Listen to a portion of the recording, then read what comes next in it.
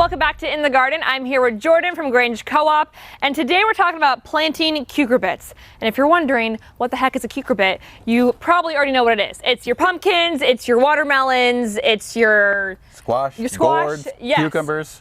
All that family. So we're gonna plant them. Jordan, what is the best way to go about planting these kind of guys? They have a lot of similar habits, but the big thing about cucurbits, they're either going to want to grow up or going to want to grow out. So especially in a more refined space like this, we need to adjust how we're able to grow these and incorporate them into their otherwise full but not overcrowded bed. Okay, so let's get to planting here. We have a pumpkin here. Yes, and we you got have pumpkin.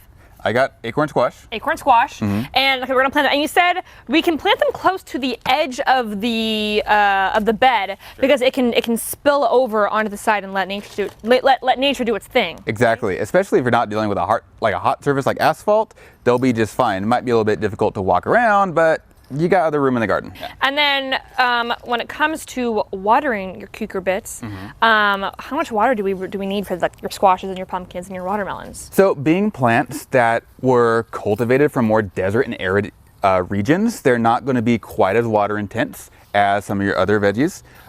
They do benefit from a very deep watering and letting the top dry out in between. So as much as you're able to adjust your watering patterns for that, great. Biggest thing about all cucurbits, regardless of what actual vegetable or fruit they are, is avoid overhead watering. So they do not like sprinklers. They're not going to like sprinkler hoses or leaky drip. All that water should be going directly onto the ground, not on their leaves. Okay, and so I have a pumpkin here, and we've kind of got some sparse... A little leggy? Yes, yeah. The little guys here.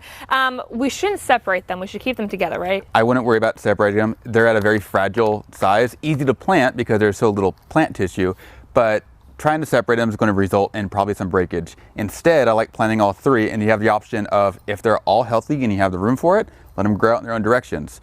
Otherwise, after a week or two, maybe pick the strongest start or two and thin out the others. Okay, and then we have this gate here. This is to separate kind of, we got, your herbs and then the vegetables. Also something to let them climb on too. So your little pumpkins are a little bit young. They don't need to be starts. And if they're growing on the ground, they definitely don't need to be any training. But with this table squash, so if I was interested in letting it grow upright, I'm going to take a sturdy stem, try to get a little bit more than just a singular leaf that might have weak tissue, and gently tie it up there.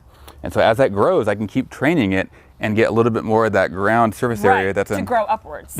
Okay. Otherwise, at minimum too, if you have some compact varieties like there are patio cucumbers and such, maybe a couple bamboo stakes will be all you need. Okay, and then shade-wise, do these plants require a whole lot of shade or? Full sun, actually. Again, the arid plants, those big leaves are giant solar panels, and they're going to need as much sun as they can get to develop that really big fruit. All right, let photosynthesis do its thing. Yes. I remember that from school. Okay, well, if you guys want to learn more information about planting your cucurbits, again, your watermelons, your cucumbers, your pumpkins, of course, you can always head into a Grange Co-op store to learn from the best of the best, or of course, you can head over to kdrv.com to learn more information. Thanks so much for joining us in the garden.